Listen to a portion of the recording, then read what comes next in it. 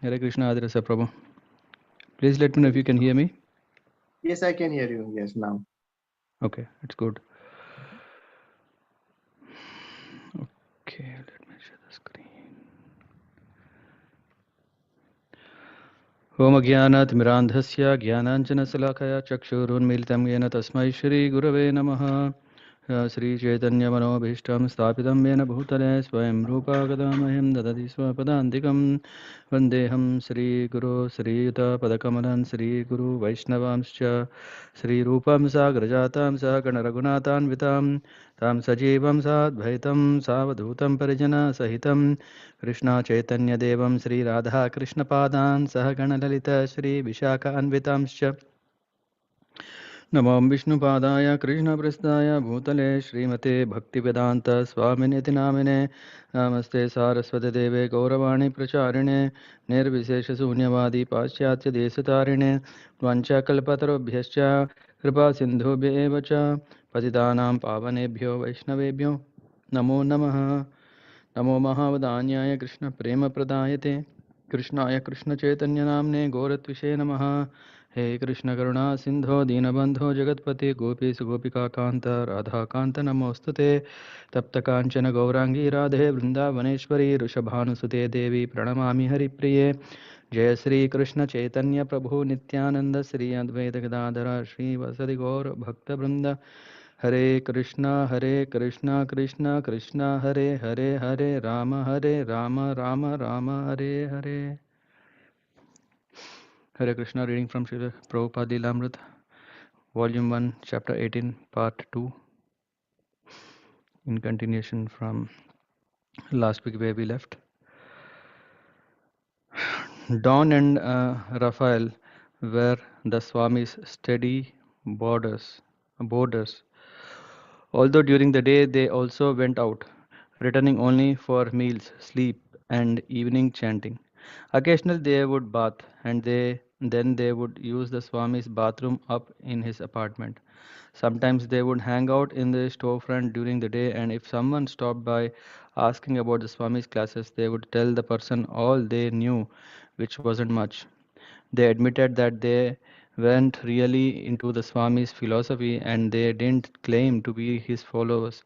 If someone persisted in inquiring about Swami's teachings, Don and Raphael would suggest, "Why don't you go up and talk to him? The Swami lives in the apartment building out back. Why don't you go up and see him?" Prabhupada usually stayed in his apartment.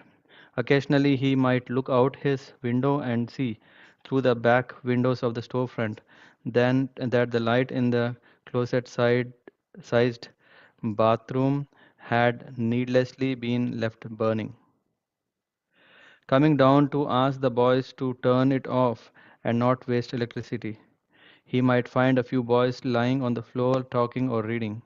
Prabhupada would stand gravely, asking them not to leave the light on, stressing the seriousness of wasting Krishna's energy and money. He would stand dressed in khadi, that coarse hand-loomed cotton woven from hand-spun threads, a cloth that to Americans appears somehow exotic. Even the saffron color of Prabhupada's dhoti and chadar was exotic. Produced from the traditional Indian dye, it was a dull, uneven color, different from anything Western. After Prabhupada turned off the light, the boys seemed to have nothing to say and nothing more appropriate to do than look with interest at him for a long, awkward moment, and Swami would leave without saying anything more. Money was scarce. From his evening meetings, he would usually collect about $5 or $6 in change and bills. Don talked of going up to New England to pick apples and bring back money for the Swami. Raphael said something about some money coming. Prabhupada waited and depended on Krishna. Sometimes he would walk back and forth in the courtyard between the buildings. Seeming mysterious to the neighbors, he would chant on his beads, his hand deep in his bead bag. Mostly he kept to his room working. As he had said during a lecture when living on the Bavary, "I am here always working at something, reading or writing something, reading or writing 24 hours."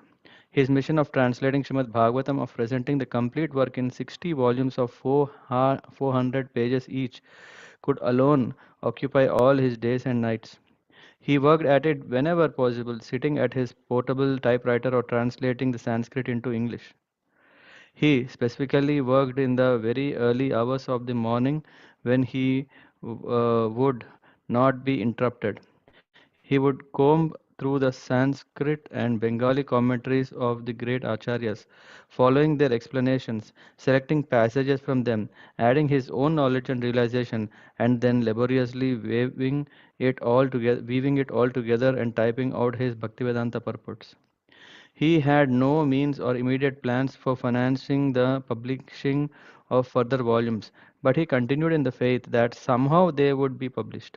He had a broad mission, broader even than translating Srimad Bhagavatam, and so he gave much of his time and energy to meeting visitors. Had his only aim been to write, then there would have been no need to have taken the risk and trouble of coming to America. Now many people were coming, and an important part of his mission was to talk to them and convince them of Krishna consciousness. His visitors were usually young men who had recently come to live on the Lower East Side.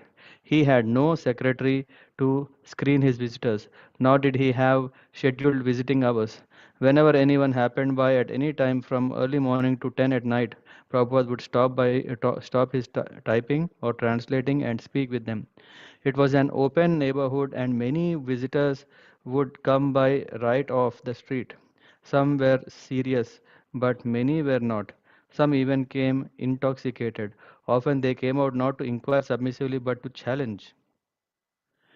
Once a young hippie on an LSD trip found his way up straights and sat opposite the Swami. Right now I am higher than you are, he announced. I am God. Prabhupada bowed his head slightly, his palms folded. Please accept my obeisances, he said. Then he asked God to please leave. Others admitted frankly that they were crazy or haunted by ghosts and sought relief from their mental suffering. Lon Solomon. I was looking for spiritual centers, places where one can go, not like stores where they ask you to leave, but where you can actually talk to people and try to understand the ultimate truth. I would come to the Swamis knowing it was definitely a spiritual center. There was definitely something there.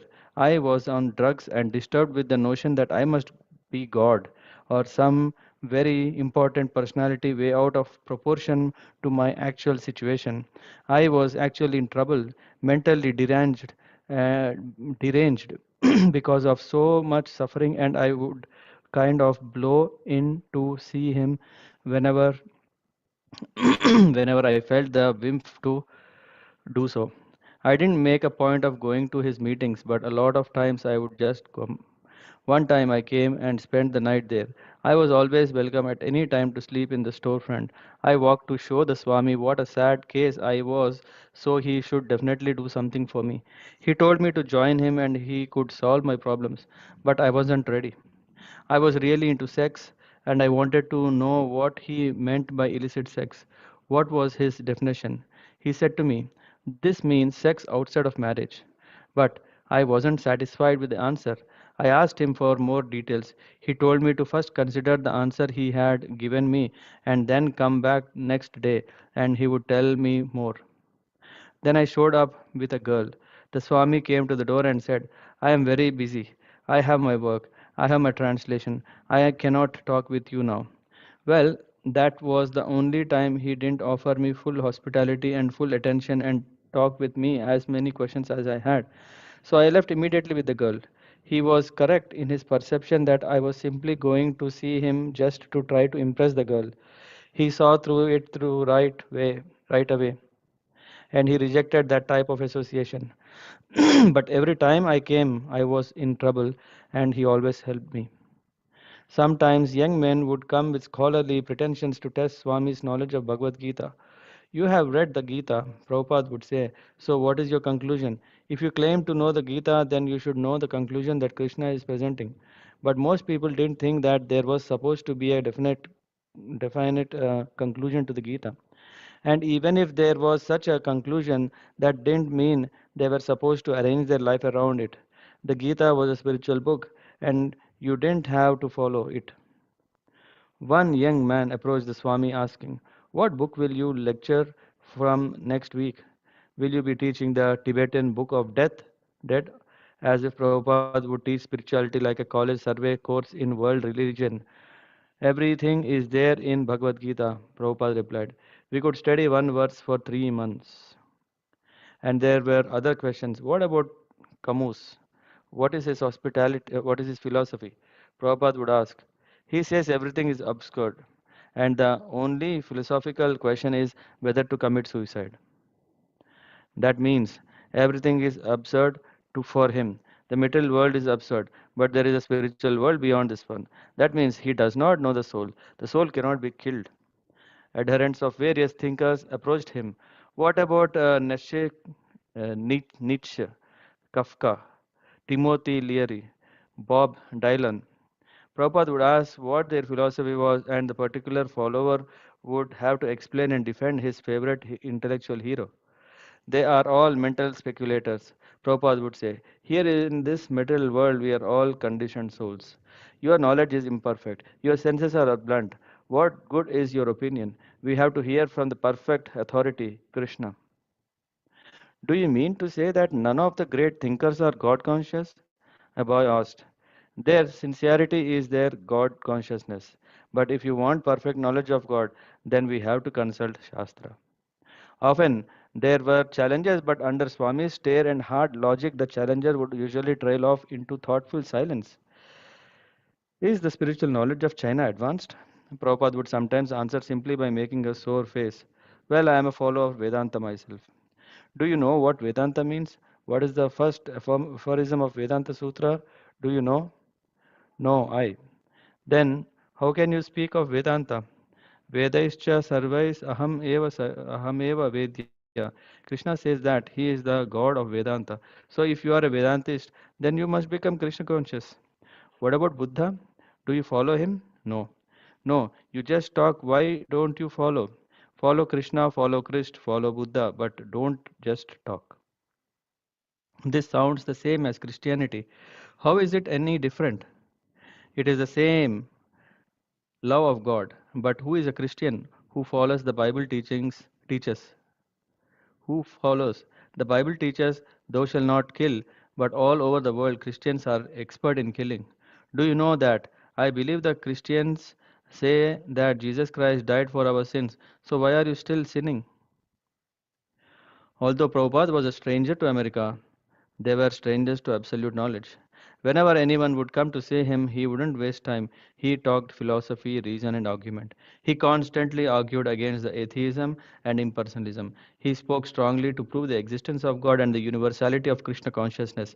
He talked often and vigorously, day and night, meeting all kinds of questions and philosophies. He would listen also, and he heard a wide range of local testimonies. He heard the dissatisfaction of young Americans with the war and with American society. One boy told him he didn't want to get married because he couldn't find a chaste girl. It was better to go with prostitutes. Another confided that his mother had planned to abort him, but at the last moment his grandmother had convinced her not to. He heard from homosexuals. Someone told him that a set of New Yorkers considered it chic to eat the flesh of aborted babies, and in every case he told them the truth. He talked with Marxists and explained that although Marx says that everything is the property of the state, the fact is that everything is the property of God. Only spiritual communism, which puts God in the center, can actually be successful.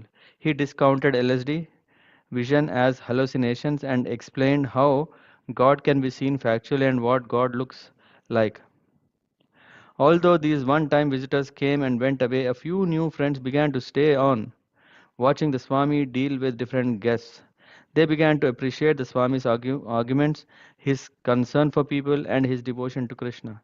He seemed actually to know how to help people.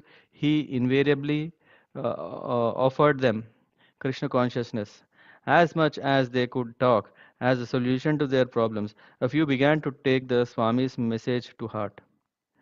We shall call our society ISKCON. Prabhupada had laughed playfully when he first coined the acronym. He had initiated the legal work of incorporation that spring while still living on Bavary. But even before its legal beginning, he had been talking about his International Society for Krishna Consciousness, and so it had appeared in letters to India and in the village voice. A friend had suggested a title that would sound more familiar to Westerners, Indian International Society for God Consciousness, but Prabhupada had insisted Krishna Consciousness. God was a vague term, whereas Krishna was exact and scientific. God consciousness was spiritually weaker, less personal, and if Westerners didn't know that Krishna was God, then the International Society of Krishna Consciousness would tell them by spreading his glories in every town and village. Krishna consciousness was Prabhupada's own rendering of of a phrase from Sri Rupa Goswami Padyavali written in the 16th century. Krishna Bhakti Rasa Bhavita, to be absorbed in the mellow taste of executing devotional service to Krishna.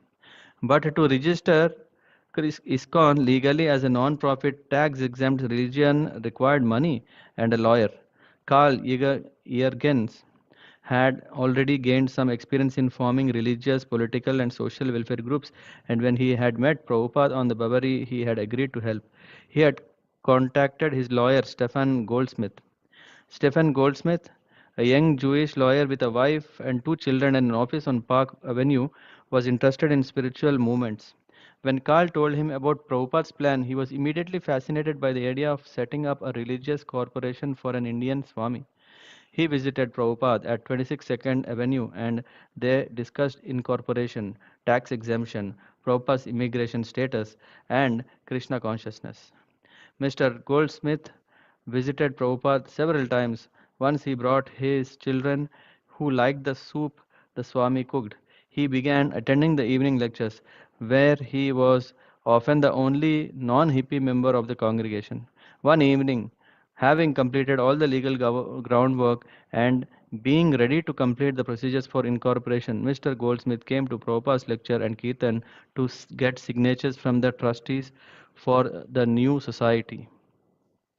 July 11th, declared innocent people with non devotional interpretations of the Bhagavad Gita, and now, in recognition of attorney's respectable presence, and as if to catch Mr. Goldsmith's attention better, he introduced him into the subject of the talk.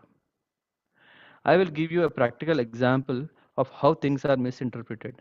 Just like our president, Mr. Goldsmith, he knows that expert lawyers, by interpretation, can do so many things. When I was in Calcutta, there was a rent tax passed by the government, and some expert lawyer changed the whole thing by his interpretation. The government had to reenact a whole law because their purpose was foiled by the interpretation of this lawyer. So, we are not out for foiling the purpose of Krishna, for which the Bhagavad Gita was spoken, but unauthorized persons are trying to foil the purpose of Krishna. Therefore, that is unauthorized. All right, Mr. Goldsmith, you can ask anything. Mr. Goldsmith stands, and to the surprise of the people gathered, he makes a short announcement asking for signers on an incorporation document for the Swami's new religious movement. Prabhupada, they are present here. You can take the addresses now. Goldsmith, Mr. Goldsmith, I can take them now. Yes. Prabhupada, yes, you can. Bill, you can give your address. And Raphael, you can give yours. And Don, Roy, Mr. Green.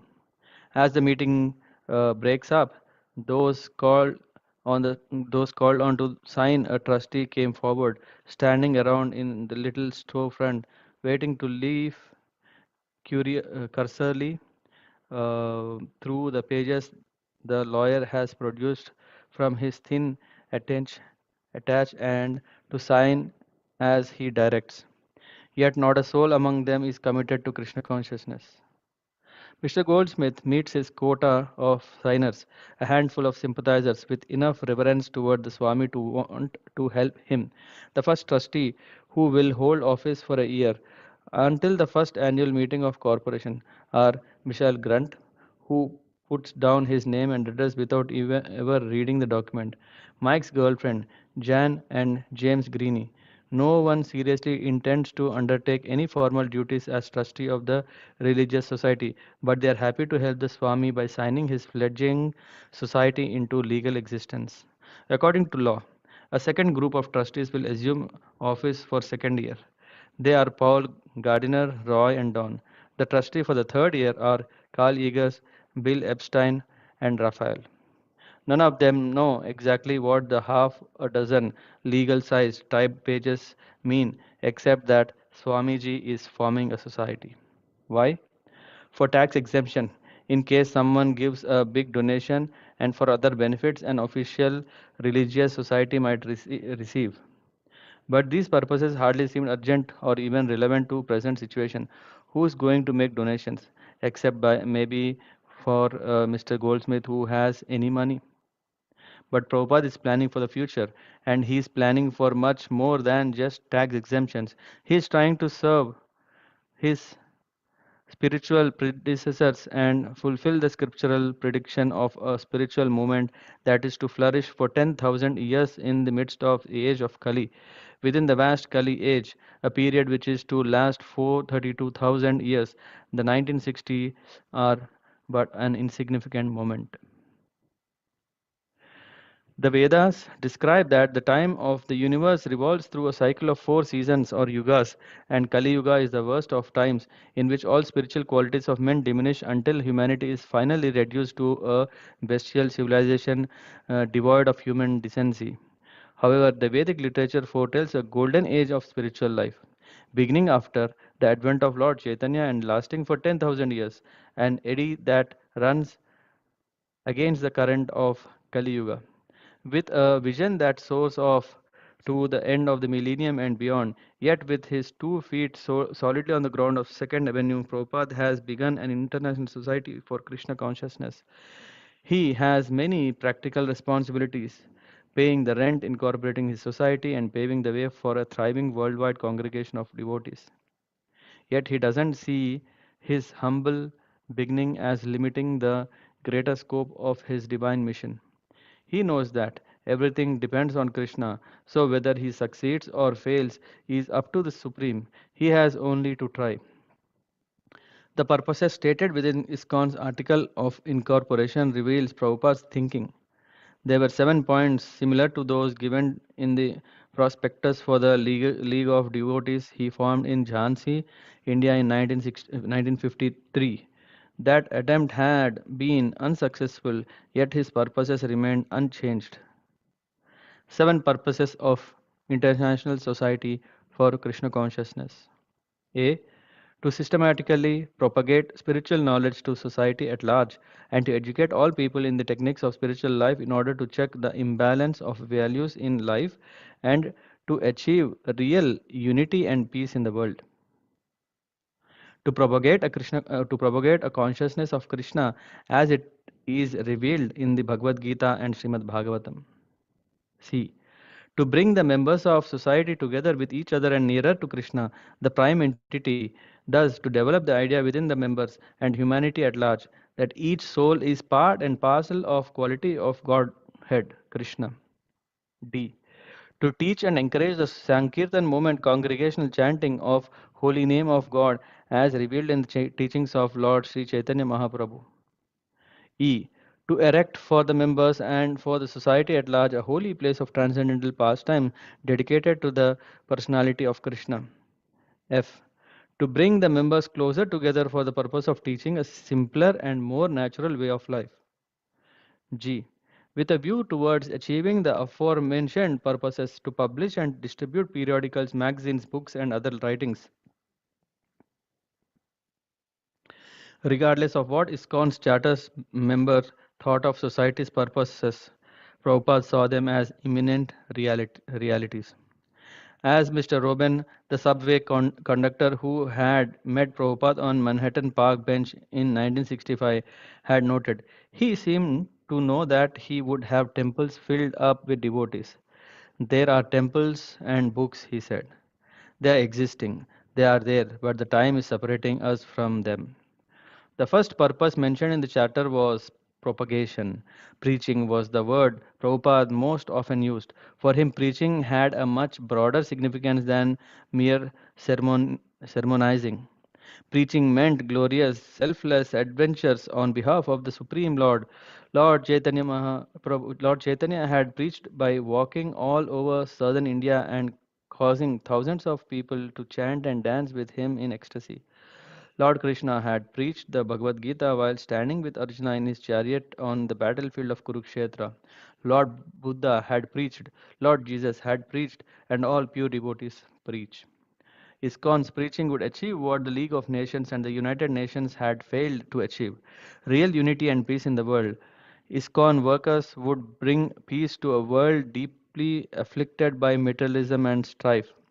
They would systematically propagate spiritual knowledge, knowledge of the non sectarian science of God. It was not that a new religion was being born in July of 1966. Rather, the eternal preaching of Godhead, known as Sankirtan, was being transplanted from east to west. The society's members would join together, and by hearing the teachings of Bhagavad Gita and Srimad Bhagavatam, and by chanting the Hare Krishna mantra, they would come to realize that each was a spirit soul eternally related to Krishna, the supreme personality of Godhead. They would then preach this to humanity at large, especially through Sankirtan, the chanting of the holy name of God. ISKCON would also erect a holy place of transcendental places dedicated to the personality of Godhead, personality of Krishna. Was this something beyond the storefront? Yes, certainly. He never thought small. He seemed to know that he would have temples filled up with devotees. He wanted ISKCON to demonstrate a simple, more natural way of life. Such a life, Prabhupada thought of the villages of India where people lived just as Krishna had lived, was most conducive to developing Krishna consciousness. And all six of these purposes would be achieved by the seventh. ISKCON would publish and distribute literature. This was a special instruction Srila Bhaktisiddhanta Saraswati Thakur had given to Srila Prabhupada. He had specifically told him one day in 1932 at Radha Kund in Vrindavan, if you ever get any money, publish books. Certainly, none of the signers saw any immediate shape to the Swami's dream, yet these seven purposes were not simply theistic rhetoric invented to convince a few New York State government officials. Prabhupada meant to enact every item in the charter. Of course, he was now working in extremely limited circumstances. The principal place of worship, located at 26 Second Avenue in the city, county, and state of New York, was the sole headquarters for the International Society for Krishna Consciousness. Yet Prabhupada insisted that he was not living at 26 Second Avenue, New York City.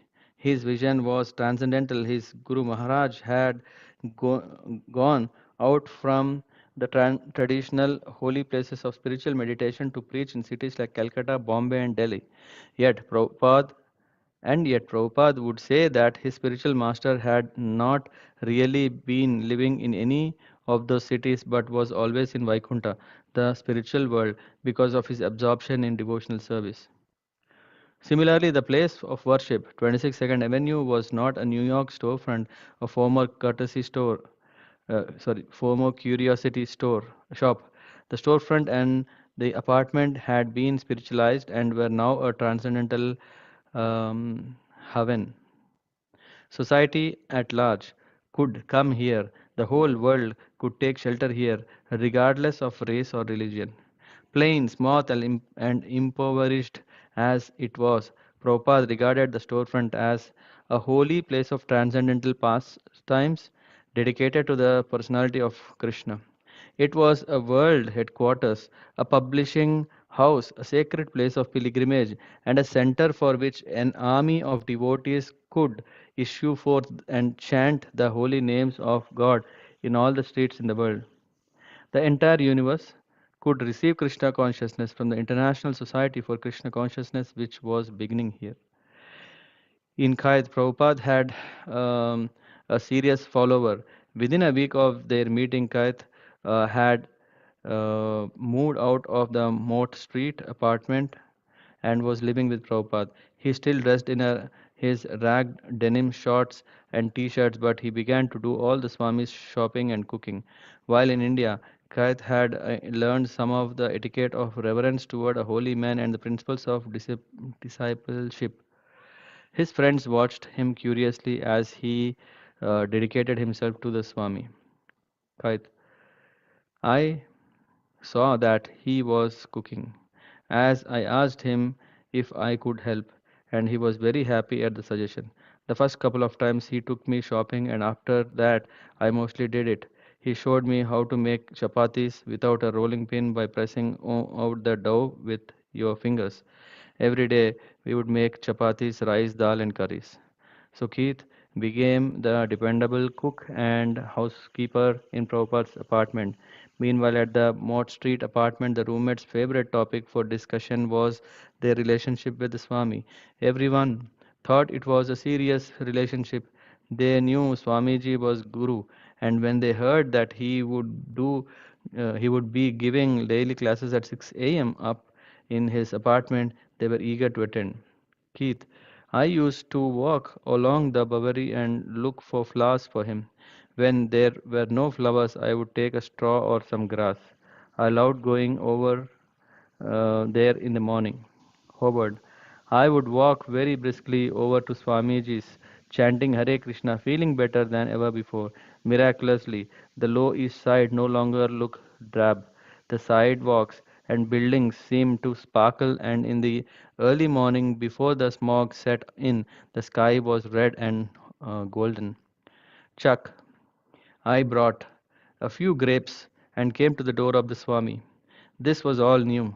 Previously, I would always walk toward McDougall Street, toward Bohemia, atheistic New York, and now I was walking to the Lower East Side toward the business district where there were no freaks, artists, or musicians but simply straight buildings. And somehow, outside the carnival atmosphere, there was the richest attraction for the senses and the heart. Howard. I would sing all the way to the foyer, then ring the buzzer marked AC Bhaktivedanta Swami, and the door would buzz and open, and I would walk through the hallway into the small patio and up to his small second floor apartment, tiptoeing quietly so as not to wake up the neighbors. Chuck. I came into the hall of his building, and there were many, many names printed on plaques over the mailboxes. I immediately found the name A.C. Bhaktivedanta Swami, handwritten on a slip of torn paper, slipped into one of the slot. I rang the buzzer and waited. After a few moments, the door buzzed loudly, and I entered through the secret lock. I walked through the small garden into the rear building and upstairs. Prabhupada held his classes for almost 2 months in the privacy of his room, the same room where he typed and talked to guests. To Keith, it was not simply a class in philosophy but a mystical experience of sweetness.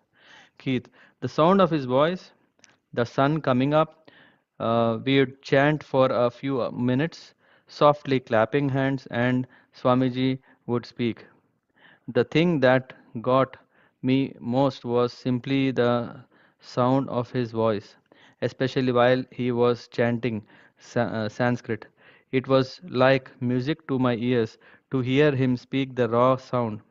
So, as not to disturb the neighbors, Prabhupada would say, chant softly. And he asked the boys to clap softly, so softly that their neighbors barely touched. Then he would chant the prayers to the spiritual master, Samsara Dava Nala Nigila Nira Loka. The spiritual master is receiving benediction from the ocean of mercy. Just as a cloud pours water on the forest fire to extinguish it, so the spiritual master extinguishes the blazing fire of the material existence. With his eyes closed, he sat singing softly in the dim morning light. The few who attended, Keith, Howard, Chuck, Steve, Valley, sat entranced. Never before had the Swami been so appreciated.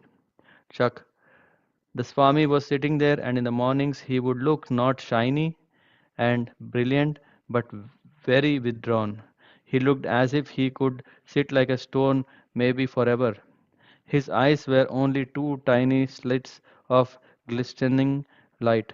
He took out his cymbals and played lightly on the edge, one, two, three, and he began to sing in a deep voice that was almost atonal in its intervals.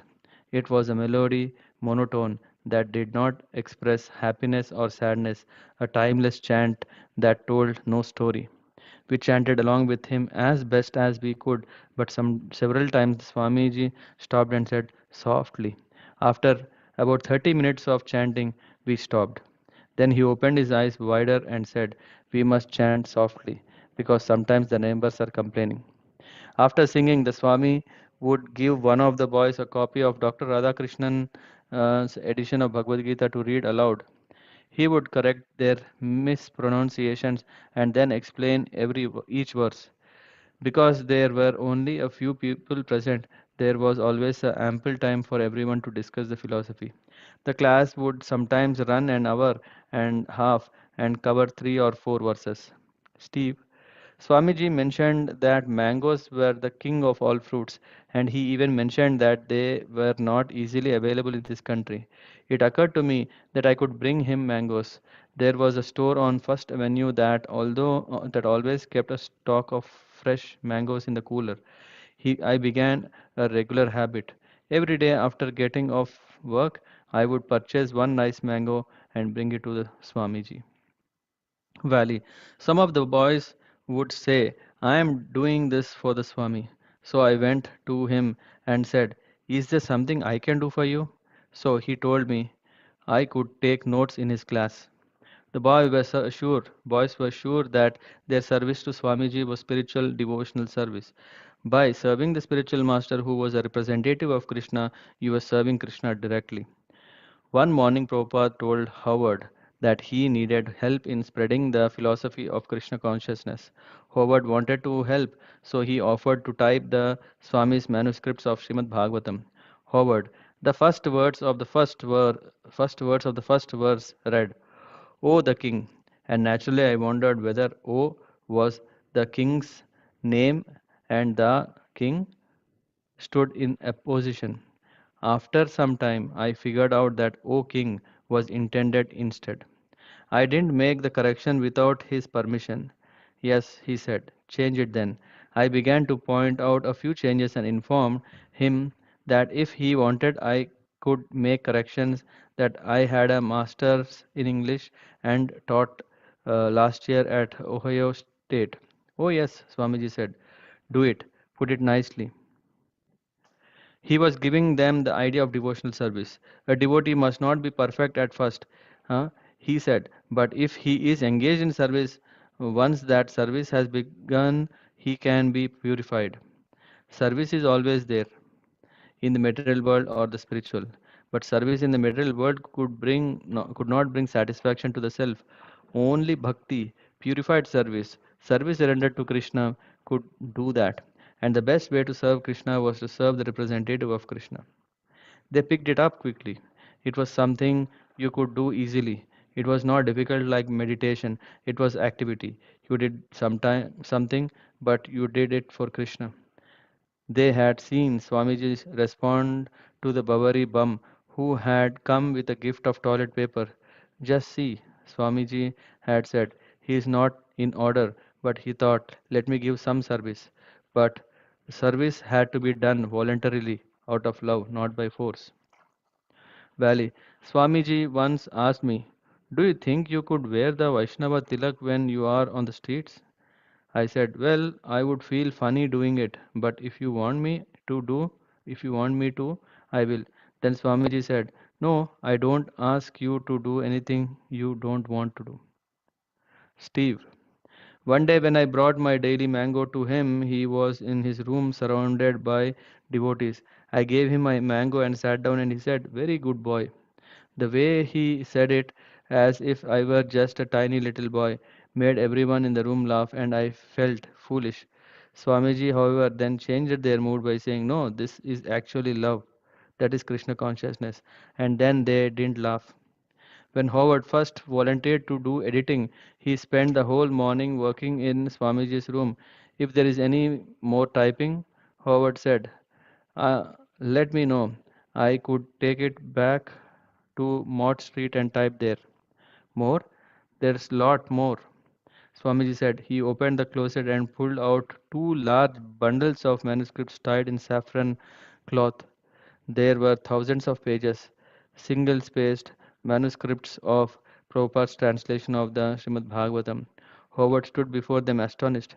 It's a lifetime of typing, he said, and Prabhupada smiled and said, oh, yes, many lifetimes.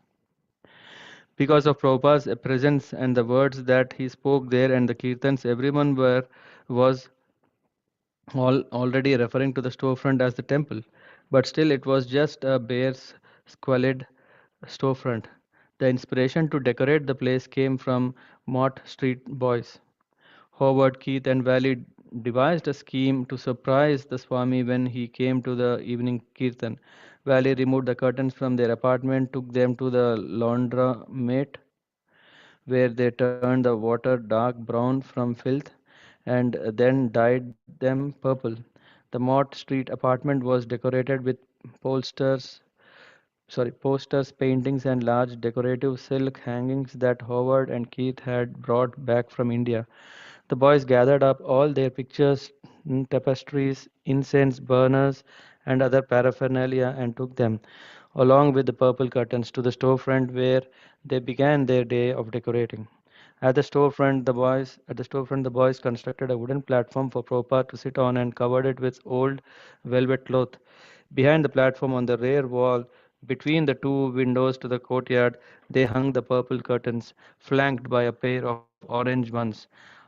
Against one orange panel just above Swamiji's sitting place, they hung a large original painting of Radha and Krishna on a circular canvas that James Greene had done.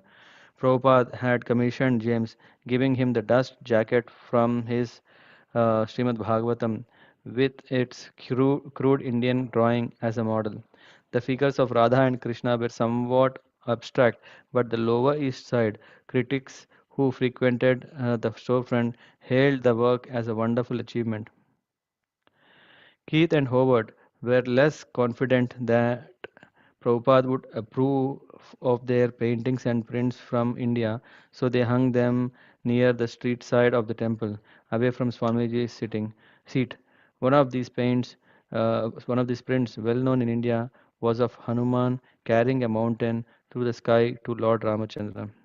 The boys had no idea what kind of being Hanuman was.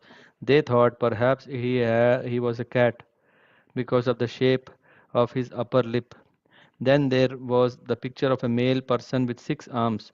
Two arms painted green held a bow and arrow, to another pair bluish held a flute, and the third pair golden held a stick and bowl. By late afternoon, they had covered the sitting platform, hung the curtains, stacked up the decorative silks and prints, and hung the paintings, and were decorating the dais with flowers and candlesticks. Someone brought a pillow for Swamiji to sit on and a faded cushion from an overstuffed chair for a backrest. In addition to Mott Street's cash, Rob, Robert Nelson took one of his grandfather's Belgian style oriental rugs from his garage in suburbs and brought it by subway to 26 Second Avenue. Even Raphael and Don took part in the decorating. The secret was well kept, and the boys waited to see Swamiji's response. That night, when he walked in to begin the kirtan, he looked at the newly decorated temple. There was even incense burning, and he raised his eyebrows in satisfaction. You are advancing, he said as he looked around the room, smiling broadly. Yes, he added, this is Krishna consciousness. His sudden happy mood seemed almost like their reward for their earnest labors. He then stepped up onto the platform while the boys held their breaths, hoping it would be sturdy, and he sat, looking out at the devotees and the decorations. They had pleased him, but he now assumed a feature of extreme gravity, and though they knew he was certainly the same Swamiji, their tittering stuck in their throats, and their happy glances to each other suddenly abated in uncertainty and nervousness as they regarded Swamiji's gravity, their joy of a few moments before seemed suddenly childish. As a cloud quickly covers the sun like a dark shade, Prabhupada changed his mood from a jolly to grave, and they spontaneously resolved to become equally grave and sober. He picked up the kartals and again smiled a ray of appreciation, and their heart beamed back. The temple was still a tiny storefront with many hidden and unhidden cockroaches, a tilted floor, and poor lighting. But because many of the decorations were from India, it had an authentic atmosphere, especially with Swamiji presence on the dais. Now guests who entered were suddenly in a little Indian temple. My grant. I came one evening and all of a sudden there were carpets on the floor, pictures on the walls, and paintings. Just all of a sudden it had blossomed and was full of people. I was amazed how, in just a matter of days, people had brought so many wonderful things. When I came that evening and saw how it had been decorated, then I wasn't so much worried that he was going to make it. I thought it was really beginning to take hold now. Prabhupada looked at his group of followers. He was moved by their offering him a seat of honor and their attempts at decorating Krishna's storefront. To see a devotee make an offering to Krishna was not new for him, but this was new. In New York, this horrible place, the seed of bhakti was growing, and naturally, as the gardener of that tender sprout, he was touched by Krishna's mercy. Glancing at the pictures on the wall, he said, "Tomorrow I will come look at the pictures and tell you which are good." The next day, Prabhupada came down to appraise the new artwork on display. One framed watercolor painting was of a man playing a drum while a girl danced. "This one is all right," he said. But another painting of a woman was more mundane, and he said, "No, this painting is not so good." He walked to the back of a temple and followed anxiously by Howard, Keith, and Valley. When he came upon the painting of a six-armed person, he said, "Oh, this is very nice." "Who is it?" Valley asked. "This is Lord Chaitanya," Prabhupada replied. "Why does he have six arms?" "Because he showed himself to be both Rama and Krishna. These are the arms of Rama and these are the arms of Krishna." "What are the other two arms?" Keith asked. "Those are the arms of a sannyasi." He went on to the next picture. "This is also very nice." "Who is it?" Howard asked. "This is Hanuman." "Is he a cat?" "No," Prabhupada replied. "He is a monkey." Hanuman is glorified in scripture Ramayana as the valiant, faithful servant of Lord Ramachandra. Millions of Indians worship the incarnation of Lord Rama and his servitor Hanuman, whose exploits are perennially exhibited in theatre, cinema, art, and temple worship. In not knowing who Hanuman was, Mott Street boys were no less intelligent than the old ladies uptown who, when Prabhupada had asked whether any of them had a picture of Krishna, had all stared blankly. The Lower East Side mystics didn't know Hanuman from a cat, and they had brought back from their hashish version of India a picture of Lord Chaitanya Mahaprabhu without even knowing who he was. Yet there was an important difference between these boys and the ladies uptown. The boys were serving Swamiji and chanting Hare Krishna. They were through with material life and the middle class work reward syndrome. Their hearts had awakened to Swamiji's promise of expanded Krishna consciousness, and they sensed in his personal company something exalted. Like the Babari bum who had donated toilet paper during Prabhupada's lecture, the Lower East Side boys did not have their minds quite in order, and yet, as Prabhupada saw it, Krishna was guiding them from within their hearts. Prabhupada knew they would change for the better by chanting and hearing about Krishna. The summer of 1966 moved into August, and Prabhupada kept good health. For him, these were happy days. New Yorkers complained of the summer heat waves, but this caused no inconvenience to one accustomed to the 100-degree plus temperature of Vrindavan's blazing summers. It is like India. he said, and he went without a shirt, seeming relaxed and at home. He had thought that in America he would have to subside on boiled potatoes, otherwise, there would be nothing but meat. But here he was happily eating the same rice, dal, and chapatis and cooking on the same three stacked cooker as in India. Work on the Srimad Bhagavatam had also gone on regularly since he had moved into Second Avenue apartment, and now Krishna was bringing these sincere young men who were cooking, typing, hearing him regularly chanting Hare Krishna and asking for more. Prabhupada was still a solitary preacher, free to stay or go, writing his books in his own intimate relationship with Krishna, quite independent of the voice in the storefront. But now he had taken the International Society for Krishna Consciousness as his spiritual child. The inquiring young men, some of whom had already been chanting steadily for over a month, were like stumbling spiritual infants, and he felt responsible for guiding them. They were beginning to consider him their spiritual master, trusting him to lead them into the spiritual life.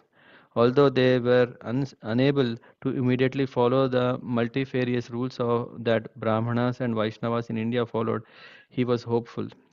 According to Rupa Goswami, the most important principle was that one should somehow or other become Krishna conscious. People should chant Hare Krishna and render devotional service. They should engage whatever they had in the service of Krishna. And Prabhupada was exercising these basic principles of Krishna consciousness to the furthest limit the history of Vaishnavism had ever seen. Although he was engaging the boys in cooking and typing, Prabhupada was not doing anything less himself. Rather, for every sincere soul who came forward to ask for service, 100 came who wanted not to serve but to challenge. Speaking to them, sometimes shouting and pounding his fist, Prabhupada defended Krishna against the Mayavad philosophy. This was also his service to Srila Bhaktisiddhanta Saraswati Thakur. He had not come to America to retire. So, with the passing of each new day came yet another confirmation that his work and his followers and his challenges would only increase. How much he could do was up to Krishna. I am an old man, he said. I may go away at any moment, but if he were to go away now, certainly Krishna consciousness would also go away, because the Krishna Consciousness Society was nothing but him, his figure, leading the chanting while his head moved back and forth in small motions of ecstasy, his figure walking in and out of the temple, through the courtyard or into the apartment, his his person sitting down smilingly to discuss philosophy by the hour. He was the sole barrier and maintainer of the small, fragile, controlled atmosphere of Krishna consciousness on New York's Lower East Side. Srila Prabhupada ki jai. Thank you.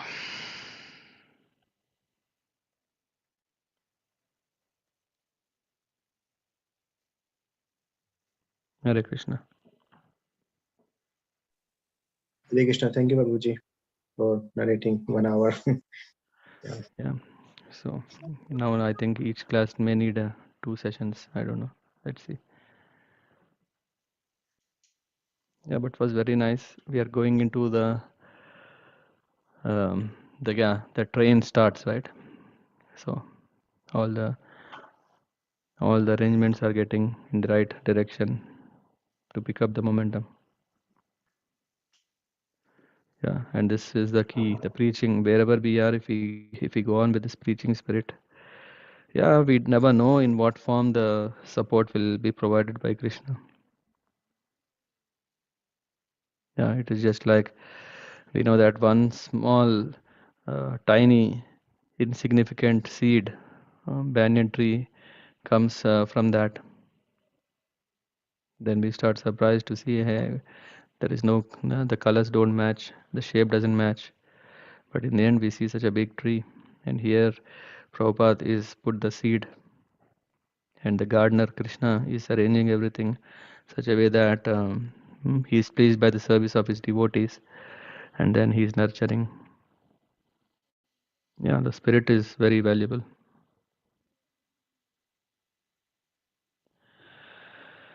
Rahul Prabhu, Radhika Mataji.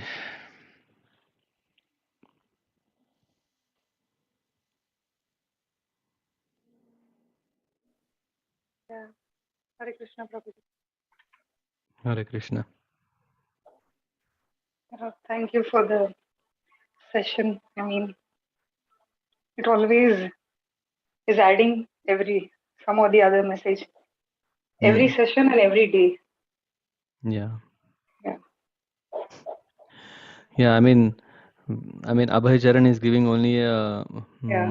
a poster or a flyer Yeah. version. Yes. Yeah, but with the Prabhupada-līlāmṛta, we can get so deeper because of the way that it is presented very well, so Mhm. that we are tuned to understand the greatness of that realizations. Yeah. I remember this episode with the tissue roll, and but it is really very short. Here it is described it in detail, and the um, interpretations behind it. It's, Yeah. yeah. Yeah, I remember even there is in this Abhay Charan, there's this about the International Society of Krishna Consciousness. Yeah, it Yeah. was just a one second or maybe hardly Yeah. 1 minute. It's just summary you can say, but Yeah, you can imagine when you're reading this thing. very Okay. nice. Thank Yeah, you, Prabhu. thank you. What do you say, Adresa Prabhu? Yes, Prabhuji, yeah, it's always, yeah, encouraging to know the history of a pure devotee.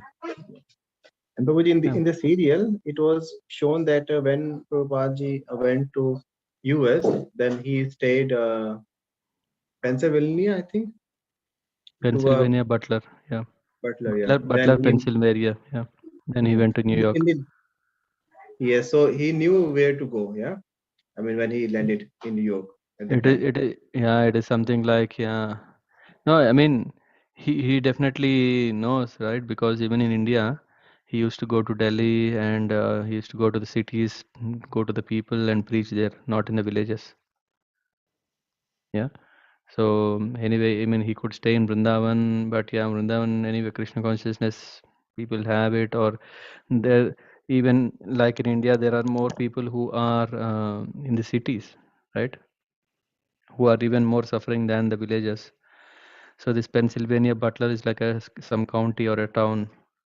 So Prabhupada was thinking, yeah, okay, it's very important to go to the city, yeah, and preach there. Yes, yeah. Yeah, that's so important. Yeah, sometimes we also have in our own. Yeah, these days also we see some people. Hey, we should leave everything and mm, we should develop farm community. We should live in the farms. Yeah. So this farm community development is very nice, yeah. But because one of the principles of seven purposes is to have a very simple living, yeah, simple and natural living. But that shouldn't lead us to a comfortable life. That should not be the reason for going and doing all that. Uh, if someone is doing a farming and etc., it's self-sustaining, yeah. We are showing, demonstrating that varnashram is the best, yeah, at least for the way for the healthy civilization, yeah, it is there. So everything we should see as a means of preaching. Yeah, if you see this, what is that, which is that in Vada, Govardhan Eco Village. Yes, it has Yes, become a very prestigious project. Yeah, so many awards, so many people come, yeah, just to see. It is a kind of a what do you call it, people go for excursions, just to understand, to there's a long waiting list for that. People have to really book 3 months, 4 months before. There is so much yoga sessions conducted, a pakka, this kind of traditional, ethical way of natural way of living. So that is also a mission, yeah, that Prabhupada wanted to have. But that shouldn't be like, okay, so nice now. If we can live there, then we forget all our stress and strain and all those things. That should not be the reason. It should still help us for preaching.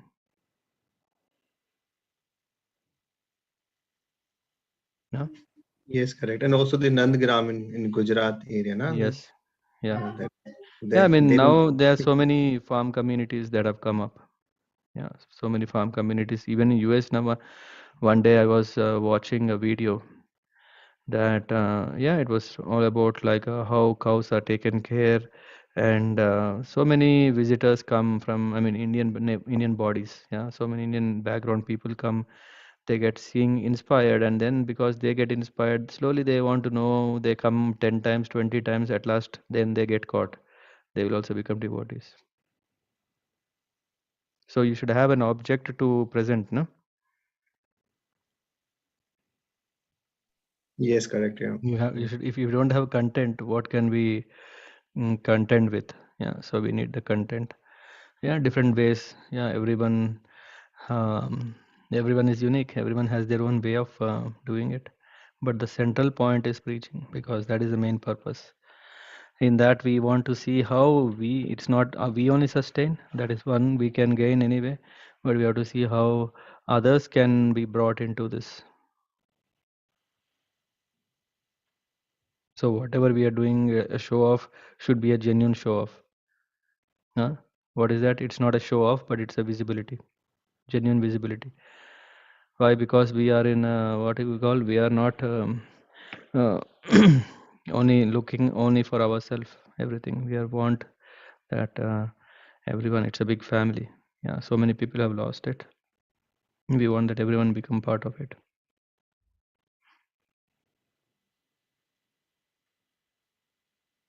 Okay. Then we will see us soon. I think tomorrow evening, one way or the other, we will see all of us. And thank you very much. Vancha kalpatarabhyascha kripa sindhubhyev cha patitanam pavanebhyo vaishnavebhyo namo namaha. Śrīla Prabhupada ki jai. His Holiness Satsvarupa Goswami Maharaj ki jai. Hare Krishna. Hare Krishna.